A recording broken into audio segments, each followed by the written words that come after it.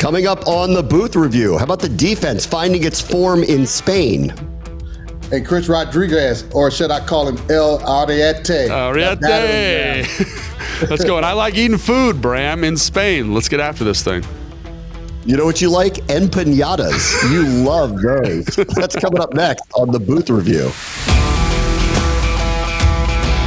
Welcome to the latest Return to America edition of the Booth Review podcast. I'm Bram Weinstein with London Fletcher and Logan Paulsen. We're brought to you by Microsoft Surface, Copilot Plus PC, and Logan is in the Big Bear AI Command Center studio. London and I are on remote vacation as we head into our bye week.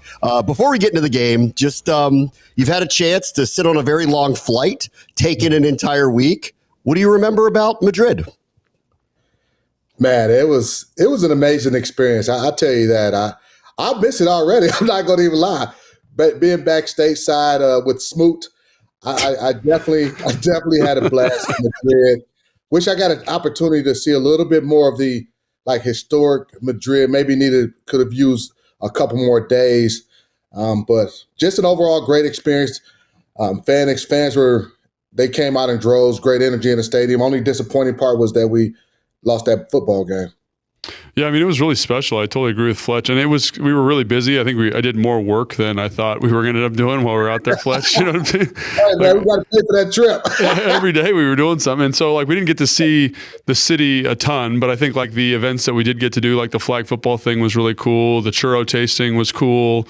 The, what was it? The flamenco, right? That was pretty cool. International Fletch made an appearance, and Bram was showing his moves. So all that stuff was great and stuff that I'm going to remember for a long time. But I do agree with Fletch. I think there was maybe one more day, could have seen the museum, seen the Central Park they have there, seen some of that downtown stuff. But overall, really very positive experience.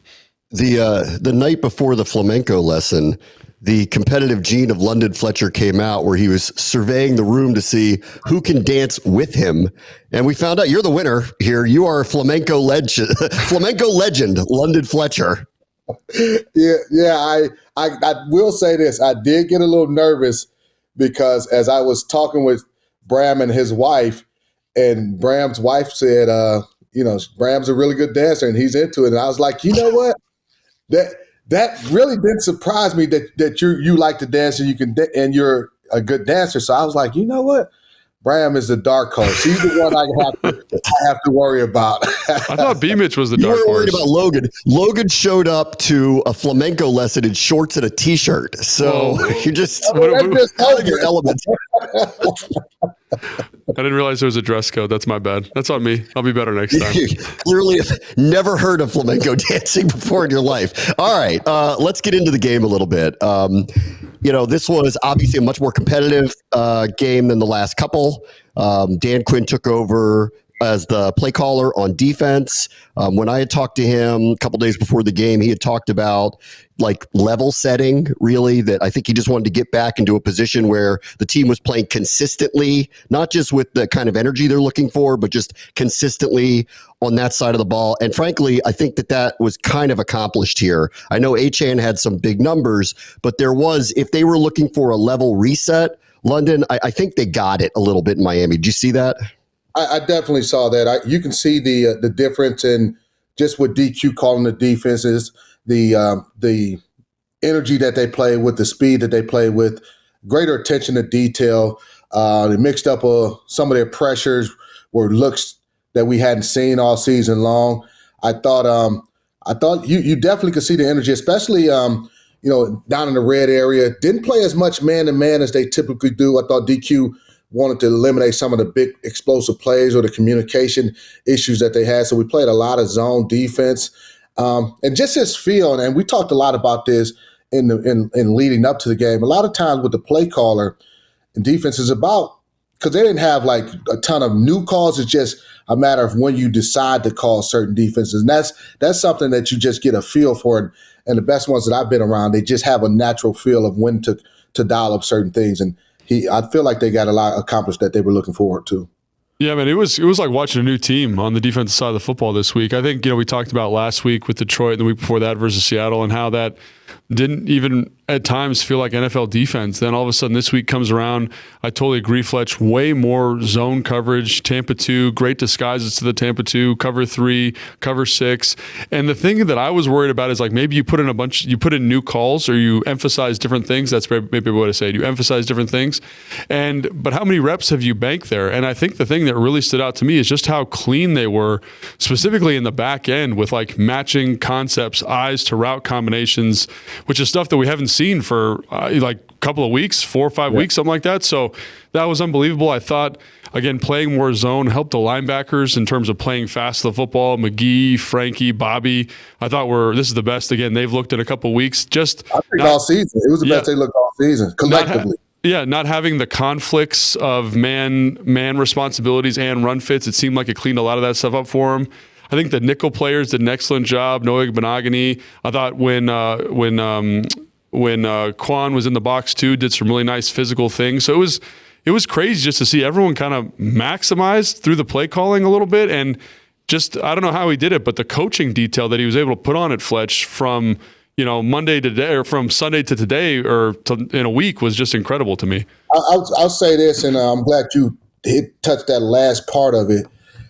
I felt like guys were more disciplined in their run fits, especially, and there were still a couple fits they could have did a little bit better, but that happens in every football game, especially against a team like Miami that has so many different challenging run type of plays, whether it's a unique counter type run fits or certain type of leads, things like that. So with the volume and variety of run plays that the Miami Dolphins have, I thought the defensive line, the linebackers guys, even the secondary guys that had to fit where they needed to fit on the run, I thought it was a lot better.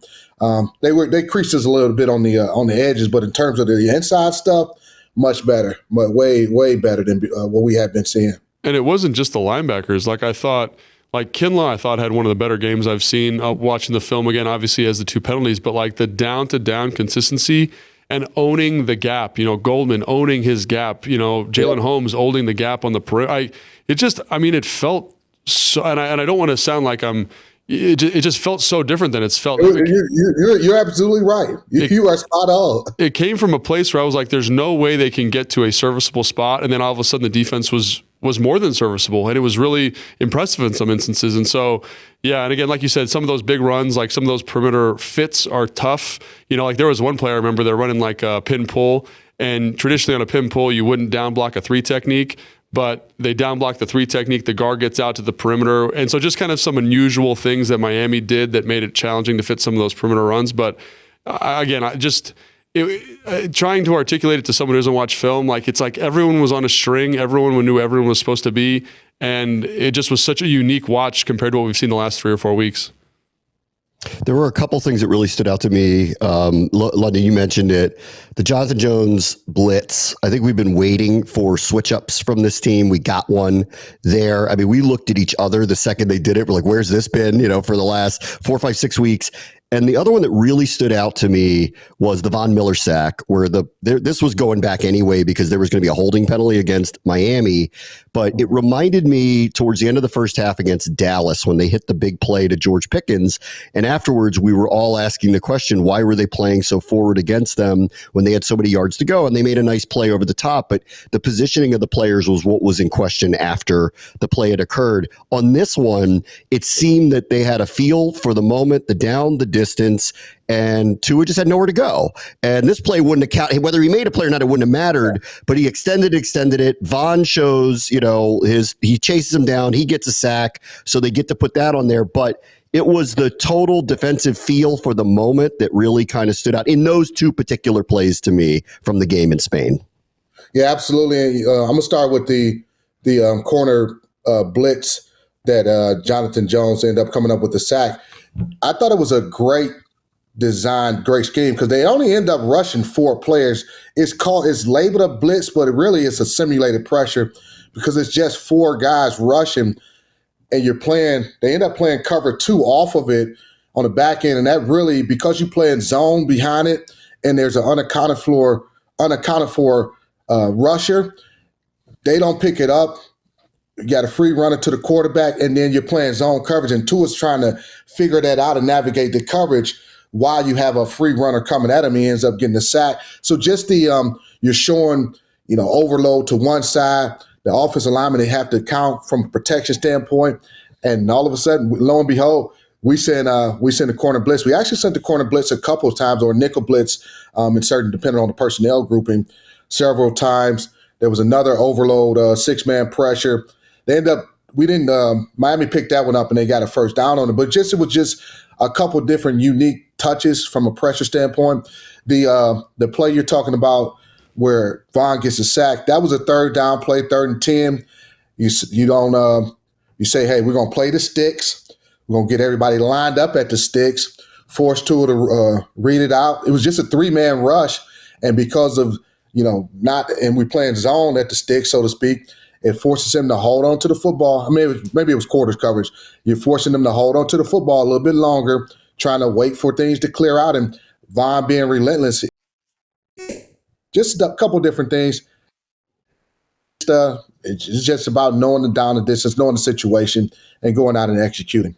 Yeah, I totally agree. And I think kind of some of the stuff we were talking about was on full display, quite honestly, with that Jonathan Jones pressure. Like Fletcher, I don't know, like you were talking about how they're all kind of lined up at the line of scrimmage. It looks like they're bringing an all-out pressure. And then the way the coverage disperses, it wasn't like clunky. It wasn't like this guy's way ahead of this guy. It was like they were all on a string, all rotating together. And to see them cover the grass, like instantly on the cadence, they all knew where they were supposed to be. It's something that we haven't seen really from them. And then the other thing too is Kinlaw does a great job. He's playing like the backside A gap. So of the defensive left, he basically runs and has contained to the defensive right. And so in weeks past, he might get caught up with the tackle or knock it all the way out.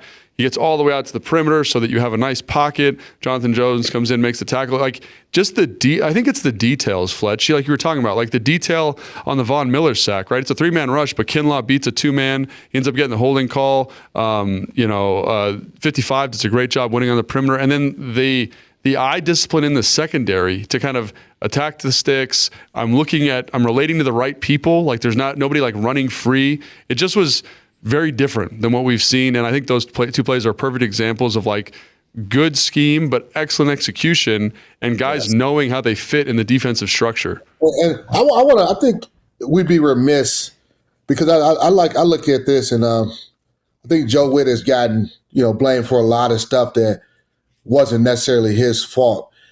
Guys just weren't playing to the detail stuff that they needed to be, the attention to details, stuff like that. So did guys' antennas go up a little bit more because, hey, DQ's in the building now. He's in the room. He's in the install. He's in there. And he's like, guys, you guys have been put on notice. Like I believe in Joe Witt. We've run this system, our whole time together. But there was a greater attention to detail and execution that the guys did. And was it the being in the week in Madrid and just really having more times? They talked about it, a lot more meetings, things like that. Because when you leave you leave Madrid. I mean, you leave the practice facility. Where are you going to go? You just spend time with each other. So for whatever reason it was, they played a lot better and they executed a lot better. Is it something, Fletch? I was going to ask you. Is it something you feel like they can do moving forward? Like it seems like yes, but I don't know. It's such a departure from what it was. Like, is it something they can carry through after? Yeah, I think they can carry through, and I think there's some things that they can even be cleaner with. Just playing even better on certain, like we talked about, some of the fits on some of the funky counter runs, or even a couple. One of the perimeter runs that got on them, just getting a little bit too thick on a block.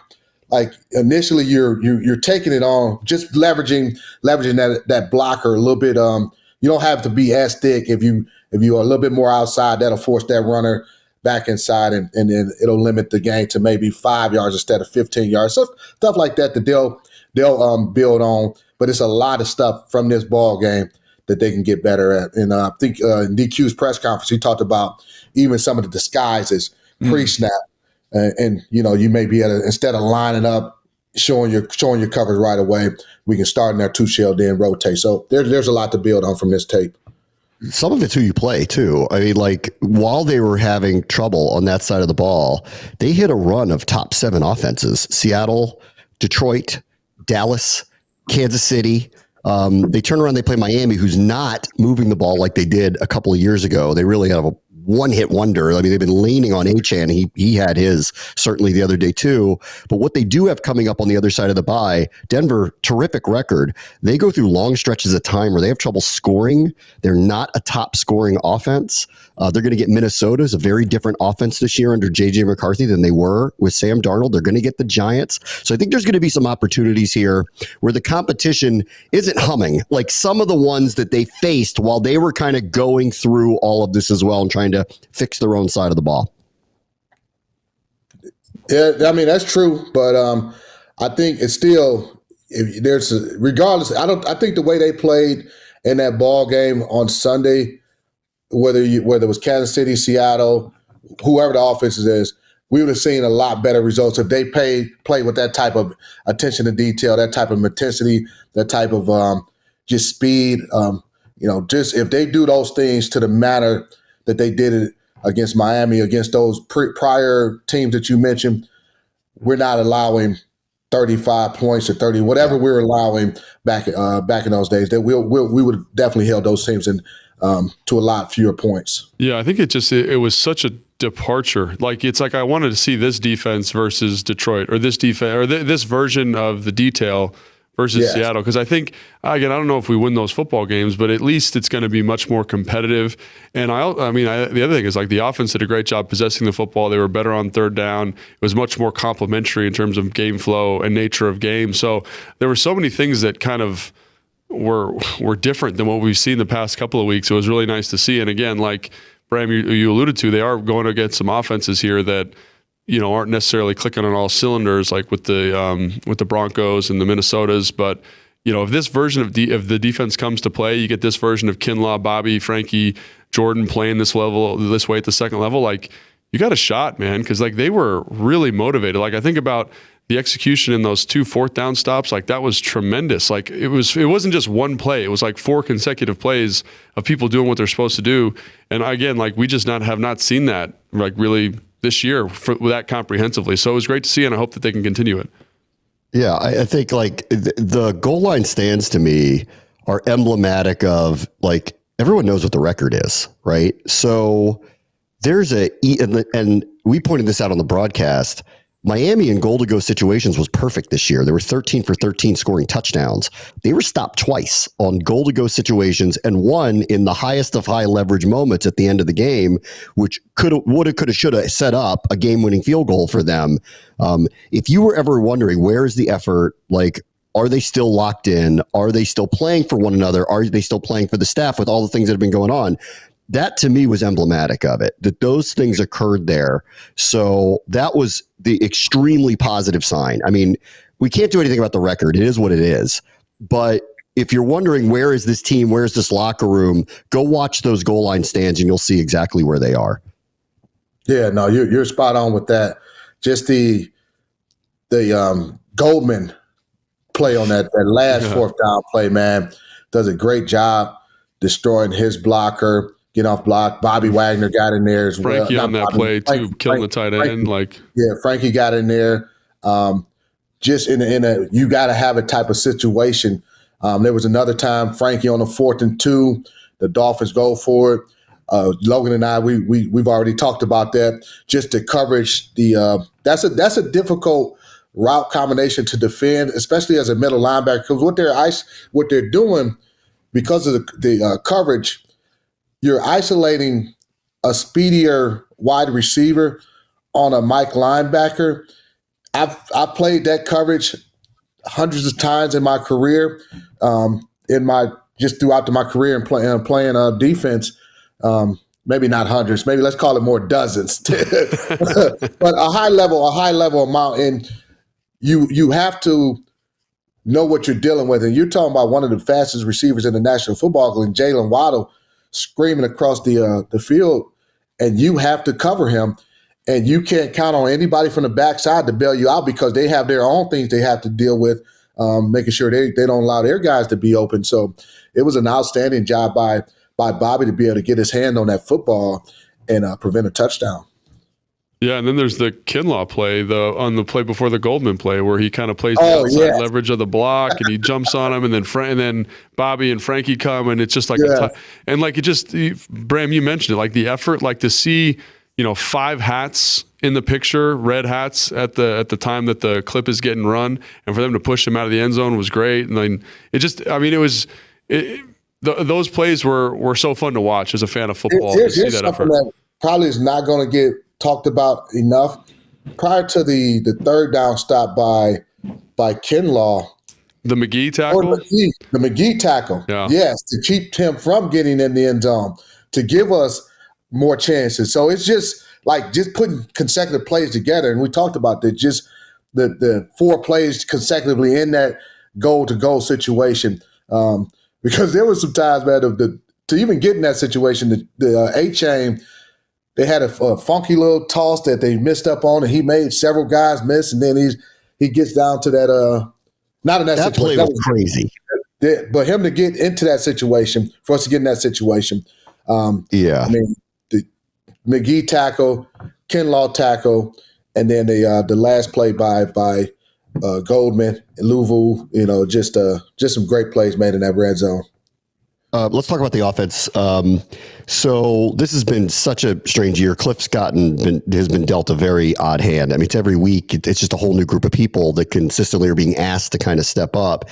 And I think when we talked to Marcus Mariota after the game, and one of the things we talked about with him was trust in people who he's not spending a lot of time practicing with. In a high leverage moment, he throwing a pass to Jacoby Jones, who hadn't played in an NFL game, and they're converting it. They unfortunately had a slip at the goal line, or that's a Zach Ertz touchdown 1,000,000 times out of 1,000,000 times if he doesn't slip on the field. Over and over and over, they're finding a way. And I know it doesn't look like it because of the point total here, but they found a way to move the ball. They reignited the run game. And in these high leverage moments, they found trust in players that are either inexperienced or clearly have not had a lot of rep time. So I know the point total doesn't look right, but I actually thought the offense played pretty well, moved the ball effectively, ran the clock down, controlled time of possession, and in a lot of ways, played a pretty solid game short of the big mistake in overtime. Yeah, I mean, I think that's it, right? I think when you look at the 2 missed field goals, that's 6 points. The missed 4th down conversion, that's 7. So you're looking at 26 points really from an offense. And I know that it doesn't show up in the points, but that's why. You kind of make mistakes on teams. You make a mistake in the red zone. You make a mistake with the muff punt. Because I really believe that if the defense ends up standing up after that 4th and 2, they punt, and you get the ball back there probably on the 35, 40-yard line, you're going to go down and get points there too. So I don't think it's the offense. I think it's the context of the game that kind of makes the offensive production look a little bit different. I think Cliff's doing a great job with personnel groupings, 12, 11, 13, Big 12, kind of finding ways to maximize people. The play action pass game's coming to life a little bit, finding easier opportunities for Marcus. And it's starting to click a little bit. I know this defense isn't, the 85 Bears, the Miami Dolphins that we just played, but they executed. And I think, there's obviously a bunch of reasons for that. We'll get into that more as we go. But I do think that when you look at the design of it, when you look at the execution, this is more what I was expecting from this year from the offense as well. Yeah, and I feel like the offense was definitely aided too by the run game, in particular Chris Rodriguez and what he was able to do, really setting the tone, running with great physicality, but also having great vision in some cutbacks. Runs, making some guys miss, breaking tackles. That was that when you got that type of production out of him, that opens up. You mentioned the play action pass game and being able to make some plays down the field. Now it's not necessarily 30 yards on the sideline, but you're getting a Deebo Samuel big dig in the middle of the field off of even just a token play action that the defense has to respect. And I thought even the quick game, especially early, anytime the Dolphins ran blitz, it seemed like Marcus knew exactly where to go with the football, and I was impressed. I wish the red zone offense. That's probably what they're probably most disappointed in, not being able to get touchdowns in those situations, in those red zones. As you mentioned, Bram, the Ertz slip. Otherwise, it's a touchdown. I was surprised more guys didn't slip on that surface. I thought it was a little bit slicker surface. So what type of cleats you wore in that ball game was going to be paramount to you having success on that field. Yeah, Fletcher, I'm really glad you brought up the run game too, because I think the other thing with Chris Rodriguez, everyone talks about him and why he's being productive. I think you're seeing with him specifically like an NFL runner, a guy that understands when to be patient, a guy that understands when to cram it, a guy that knows how to keep the offense on schedule. And so, like, how many times in the game was it like he's been hitting the backfield, it looks like it's going to be 2nd and 8, but hey, it's actually 2nd and 6. And we're ahead of the chains. We can run a little quick game. Next play, it's 3rd and 1. We go for a little like kind of spider 2 wide banana, tied it in the flat on 4th and it just let the offense stay on schedule in a way that I think, Bill Krosky-Merritt is still evolving as a runner. Right, he's still learning, like, not every play in the NFL is going to be a home run. And I think Chris Rodriguez really understands that. And you feel that when he's at the helm as the back. He understands how to maximize the offensive line. And I think the offensive line is playing really well. Like, they're doing some great stuff in the run game. I think Brandon Coleman has that big wide, did some really nice stuff in terms of creating some run lane. Yeah. So he's getting support. But I also think Chris Rodriguez understands how to play that instrument and has a good feel for, like, hey, this is an explosive opportunity. Let me do this jump cut and get going. Or, hey, I need to cram this in here, get us 4, and keep us on schedule offensively. Yeah, he's really matured this year in a lot of ways. They asked him to change his body. He did. He got a speed coach. He got faster. He clearly is tough as a runner. And I'm with you, Logan. I think, like, I see a different player with him, and he's been getting more and more opportunities. And I agree with you about Bill. I think this is a rookie. I think he's got extremely instinctive tendencies, and I think he's got explosive qualities, but he's learning the game. And I think a couple of weeks ago when Cliff and Dan Quinn were both kind of hinting things about you kind of need to take what's there for you, I think they were nodding at him a little bit in saying he's kind of learning that it's not all going to be big plays and that you sometimes just have to follow where the play is designed to go. And hopefully, I think over time, because he's got incredible instincts and extreme explosiveness, that once he gets more and more reps, more and more feel for it, that you're going to see more home runs out of him. But I agree with you about Chris Rodriguez. He's a singles and doubles hitter, and every once in a while, because of his power now to go along with the speed that he built, he's got a couple of home runs in him too. Yeah, but I also say this. I think with Bill, he had a couple nice runs in that ball game as well, where he broke. I think one time he was tackled right at about the line of scrimmage, kept his legs churning. He ended up picking up about 3 or 4 yards. Just a situation where, hey, let me just get my pads down, run behind my pads, pick up some yards, and then he had a nice 10-yard run where it was designed to go back.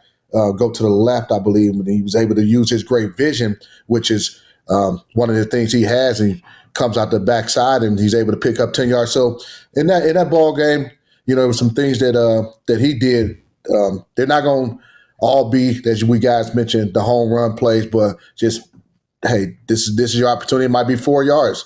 Pick up that 4 yards, and then, hey, here's a 10-yard run just to keep us ahead of schedule. So he's learning. It's just he's going through a rookie year, but I thought there were a couple times where he had some really nice runs as well. Yeah, and I don't think I'm saying that he's like not playing well. I just think there's a value to maybe the consistency of Chris Rodriguez is what I'm saying. You know what I'm saying? Absolutely. Like it's especially early in a game when you're kind of like weathering some adversity, like and just someone who's going to keep you on schedule. And I think at some point, obviously Bill's extremely talented. We'll get into that larger role that people were expecting for him earlier in the year. But I think now, like Bram said, running back in the NFL is a different animal, man. Like defensive linemen are better, linebackers are better, corners and safeties are better tacklers. They're better with their run fits, and so you really have to trust the soft spot of a run. I think that's something else that comes up is like, it's not going to be this gaping hole. It's like, hey, this is just a little bit looser than the rest of the front. I'm going to cram in here for 3 or 4 and we're going to live to play another day. And that's a skill. And I think the more he gets to watch, the more he gets to play, obviously, the better he's going to get. Like, I think he's going to be a dynamic player for sure. It's just part of, kind of the unexpected challenges. Like everyone talks about the difficulties for offensive linemen and corners and quarterbacks. I think there's a little bit of a learning curve for running backs as well when it comes to running the football at the NFL level. Yeah, I think over time, he's going to see his pitch. He needs to wait for his pitch. And when he finds it, he's going to hit a home run off of it. This has happened a little bit with Rodriguez. And partially, I think it's because he did what the team asked him to do. They needed him to get faster. They needed him to change his body a little bit to have the ability to do this. I think they like what he brings to the field. They like the aggressiveness he plays with. They like within the structure that he runs, but he needed to change his body just a little bit, get a little bit faster to hit a speed and a power dynamic that allows him to be more effective than he was. He did that, and you're starting to see that now with him. For Bill, he's going to learn to wait for his pitch. And when he gets the right one, that's when you're going to start seeing some of these home runs. And I just think it's time with him. I love the way he plays, but I can see where you're looking at this, if probably from the coach's point of view, where they're going, we kind of just needed you to do this on this one. We get what you're doing and we know what you're trying to do, but we need you to wait for your pitch because you're going to get that 3-2 fastball every once in a while. And we know you're going to hit it out of the park. Yeah, that happens. And, we also have to understand this is a kid who only played one game a year ago. That's crazy. Yeah, so, I mean, it's one thing to do it in practice because he practiced all year long. It's one thing to practice. And I'm not sure what the defenses were like at Arizona, but are they in the Pac-12 now? What conference are they in now? Big 12? I don't know. I don't even know what conference they are. But does the Pac-12 exist anymore? It doesn't even exist anymore. Logan, you should know this. I should, but I have no idea. It's too much. So, are they Big 12 now? No, I don't. 12. I think it's like Big 12 is like I don't know. I'm not going to. Whatever they are. But just my point is, one game last year, his senior year, and then he's rusty, and so things can, especially as a running back, things can kind of happen. Your mind may be going faster than your knees to, so you're like, okay, let me get it, let me hit it, and just he'll and he probably benefited from watching Chris and McNichols, Jeremy do some things, and the coach is like, hey, you see how these guys are hit it, and it's great to have those guys in the room from him, but yeah, so they'll be all right, he'll be fine. All right, let's talk about the bye week a little bit. Defense played a lot better. I think there's still room probably for them, assuming, no more injuries. Will Harris coming back, which looks like is happening sooner rather than later, I think is going to be a boost for them. Offensively, we don't know. They could get a number of stars back. I don't know where Terry is at this point, or Jaden Daniels, Noah Brown. We're not sure yet. There's a possibility that in the not too distant future, they have them back out on the field. There is and I know what the record is, but there is the promise of a very different team, especially if on the defensive side of the ball, things are going to continue to kind of improve from clearly where it was to what it was on Sunday to what it could be with more time. So how are you guys thinking about the bye week for this team? As I look at this, and I'm not sure how much, I don't expect them probably to practice much. So when we say bye week, first of all, for the guys who are injured, those guys continue with the rehab and continue to obviously try to get healthy. They'll probably, I would assume, have the rest of this week off, and maybe have an extra practice next week on Monday. But this bye week is more about, because of the timing, getting those guys who are injured healthier. Hopefully they can return. You mentioned some of the guys that are potentially coming back. Even there's another guy who hasn't played for us, Drake Jackson. His 21-day window opened up last week as well. So maybe he's able to play. That's another young defensive end. I'm sure they would love to see what they have in him. And it's I think this bye week is more about obviously getting healthy, having that extra day of practice next week will aid, especially if you got some guys returning, whether it's Will Harris, maybe Terry, maybe Jade, and just another additional practice for them to kind of get their sea legs together, so to speak. So it's for DQ and the defensive players to kind of get a little bit better feel of each other, especially when you're talking about disguising some things, stuff like that. So it's definitely beneficial to us. It'll be beneficial to them. Yep.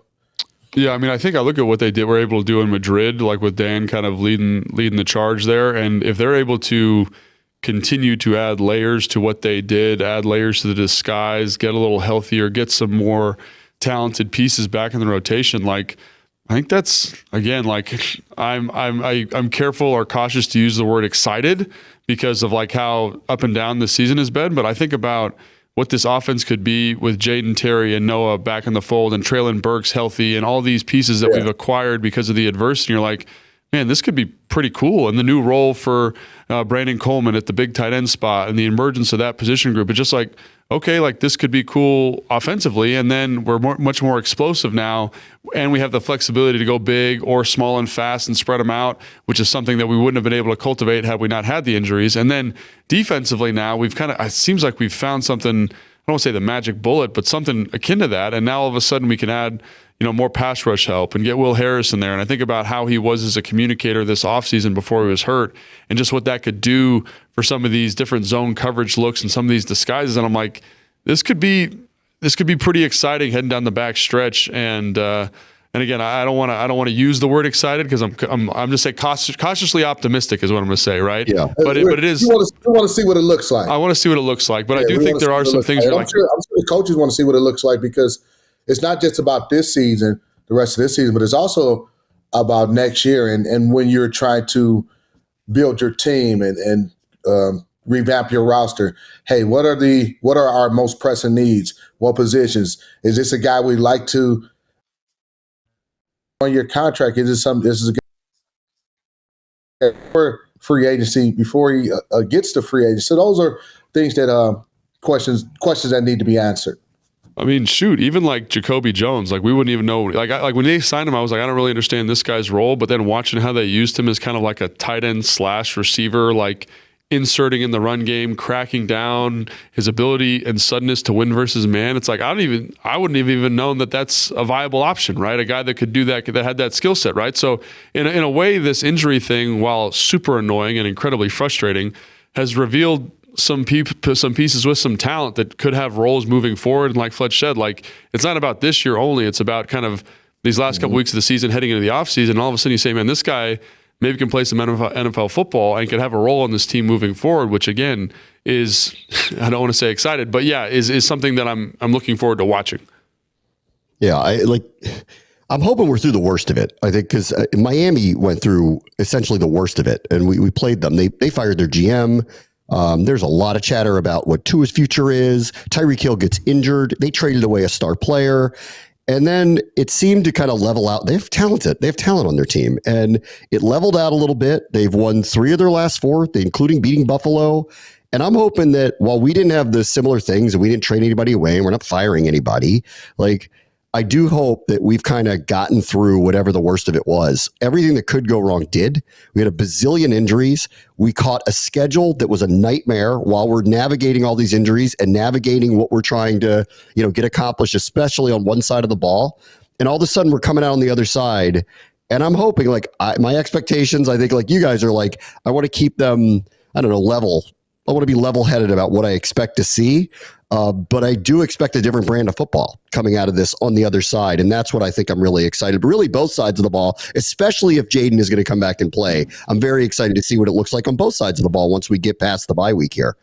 Yeah. No, it's you're spot on. Both of you guys are spot on with this. And wish we had more of the season left, more than 6 games left, and get those guys back earlier. If we win that ball game in Miami, maybe, and it's a different conversation, and you're still kind of, we never know what's to do the rest of the season, how it's going to continue to play out. But obviously, winning that game would have, increased our likelihood. If we went out, maybe we'll be able to sneak in there in the playoffs. But let's just get healthier, see what these guys get look like once we're healthy. Whenever it is that we get Jason, JD5 back, Terry. I haven't heard a lot about Noah.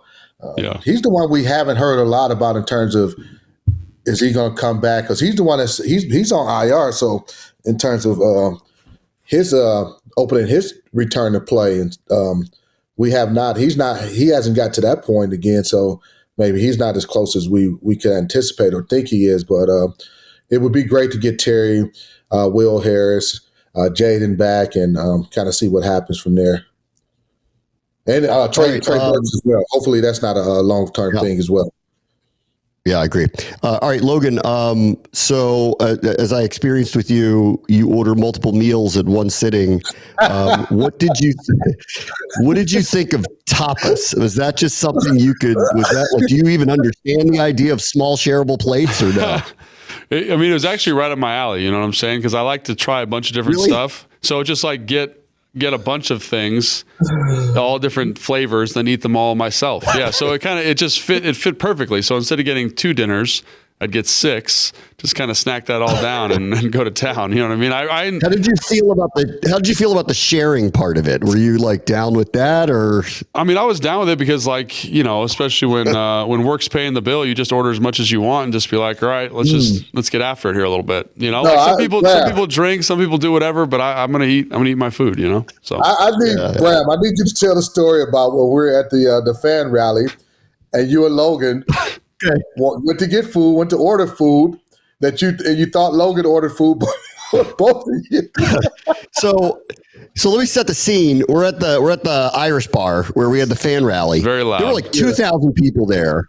There was a line out the door. It was 1 in, 1 out situation. So the place was just jammed, right? And to order food, you had to go to the bar. You had to wait in this long line to order food. And then you didn't know when it was coming out, when you're going to get it. So it's like, you got one shot at this thing. And I'm standing there with Logan, and he says, like, what are you going to get? And I said, a cheeseburger. And he said, oh, I'm going to get that too. And then when we finally got up to the front, he ordered a bacon cheeseburger with a side salad, okay? And then said 2 of them. And I looked at him and I'm like, oh, okay, he's ordering for me. Like, I just assumed since we were ordering, I thought it was presumptuous that he got me a salad instead of fries. But then I looked at you and I said, are you going to order? And you said, I ordered a drink. I did. I looked at you. I said, you going to order? Who thinks that somebody who said we're going to order the same thing and then they ordered 2 of it thinks they need to order a 3rd hamburger? But I didn't ask. Just let it go. He was furious. Like when he found out that I thought one of those burgers was mine, he was furious. I was very gracious, Bram. I got you your food. I shared, but I'm saying, like, why would I order? I didn't know what you wanted. I didn't know you wanted a side salad. You know what I'm saying? We talked about it. But no, you see, the tell was the side salad. I should have known. Like, that's presumptuous that he ordered me a salad. I guess he thinks I need it. But we said we were going to get the same thing, and then you ordered 2 of the same thing, and I assumed you ordered for me. Facts. I mean, it's tough in the streets, Bram. You know, eat or be eaten is what I'm going to say. And I was doing the eating. Let me tell you that. I was surprised that when Logan came back with the 2 burgers, he actually gave you one. And I've seen this guy eat. I was like, how could he not? Do you know how uncomfortable the whole afternoon would have been if he didn't give me one of those hamburgers? He did share. He gave you one of the burgers. He ate one. Yeah. Then he went back and ordered him another. That's right. Hey, I'm a big fella, man. I'm a growing boy. At the Tapas bar, you ordered like 2 of everything. It was just, that thing was just coming for you. Hey. You know, that's a good spot to be, man. They got good food, some empanadas, some steaks, some fish. I was living like a king, bro. Good. That was really. What did you call those? Empanadas? Is that what you called them? Empanadas. They had an empanada. They had like remember the empanada with the beef and the thing, and it was good. Empanadas? You mean? Empanada, is that what you're talking about? Empanadas? Okay. Empanada. Cool. All right. I'd go back there. By the way, that place was awesome. Place was amazing. You want to send it back there? I'm cool with that. I'll do that anytime. That place was great. Logan doesn't drink. Bram, you're not drinking either, but really good drinks, man. They have some really good cocktails as well. International Fletch, baby. International Fletch. Yeah. And those you don't have to share. You just order one, you get your own. That's it. Yeah. That's it. All right, everybody. That'll do it for the booth review. We'll see you after the bye. Booth Review was filmed at the Big Bear AI Command Center studio. Big Bear AI offers mission-ready AI for a rapidly evolving world, proudly protecting the Washington Commanders and its fans.